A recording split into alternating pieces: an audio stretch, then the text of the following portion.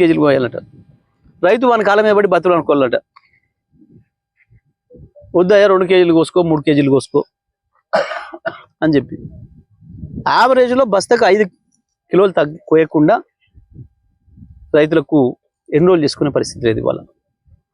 ఇంత దుర్మార్గంగా జరుగుతుంది ఈ ప్రభుత్వం పరిపాలన. ఒకవైపు నీళ్ళ విషయంలో సోయలేదు, మళ్ళీ నదులు దోపిడికి గురవుతున్నాయి. కృష్ణా గోదావరిలో మన వాటా హక్కులు కోల్పోయే పరిస్థితి వస్తూ ఉంది. ఒకవైపు కేంద్రం రాష్ట్రం రెండు కూడా, పక్కనున్న ఆంధ్రప్రదేశ్ రాష్ట్రం కేంద్రం కలిసి తెలంగాణ నీళ్ళను దోపిడీ చేసే పనిలో ఉన్నాయి. తెలంగాణ ముఖ్యమంత్రి పోయి ప్రధానమంత్రి కాలు పట్టుకునే పరిస్థితిలో ఉన్నాడు, నన్ను కేసులలో పెట్టొద్దని చెప్పి.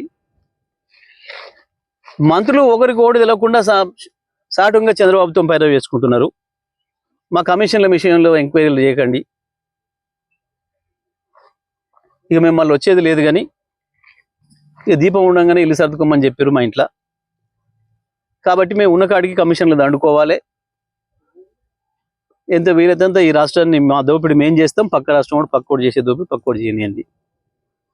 ఇవాళ తెలంగాణ రాష్ట్రంలో దొంగలు పడ్డరు అన్న పరిస్థితి వచ్చింది, తెలంగాణను లూటు చేసే పరిస్థితి వచ్చింది.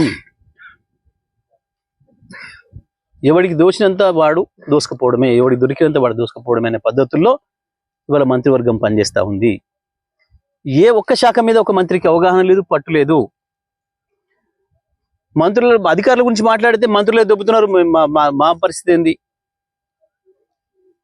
మంత్రులు అయితే దొబ్బొచ్చు కానీ మేము ఊరుకోవాలనా? ఇగో ఈ మాటలు అధికారుల నుంచి వింటున్నారు ఇవాళ ప్రజలు. నేను డిమాండ్ చేస్తా ఉన్నా, వెంటనే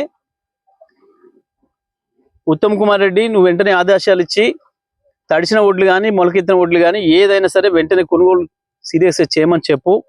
ఒకవైపు ఋతుపవనాలు కూడా తరుముకు వస్తున్నాయి. మొన్నటి వరకేమో అకాల వర్షాలు వచ్చినాయి, ఋతుపవనాలు కూడా వస్తూ ఉన్నాయి, మీ కర్మ కొద్ది ముందే వస్తున్నాయి. సరే, ప్రజల అదృష్టం, వర్షాలు రావాలని కోరుకుంటారు రైతాంగం. కానీ దురదృష్టం ఏంటంటే మీ ప్రభుత్వం సహకరించకపోయినా, మీ మూర్ఖత్వంతో నీళ్ళు ఇవ్వకపోయినా, కష్టపడి పండించుకున్న పంటను కొనే పరిస్థితి కూడా లేక ఇంకా రాసులలోనే ఉంటున్నారు. పోయి మళ్ళీ నాగలి గట్టి దున్నాల్సిన రైతు, దుక్కి తినాల్సిన రైతు కేవలం పండించిన ఒడ్ల కాడ కాపలా పండుకోవడానికి సరిపోతా ఉంది.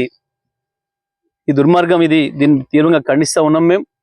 వెంటనే ప్రభుత్వం కళ్ళు తెరిచి 2-3 రోజుల్లోనే ఒక గింజ లేకుండా లిఫ్ట్ చేయాలి. ఎక్కడ కూడా మిల్లర్లు ఇబ్బంది పెడుతున్నారు రైతుల్ని.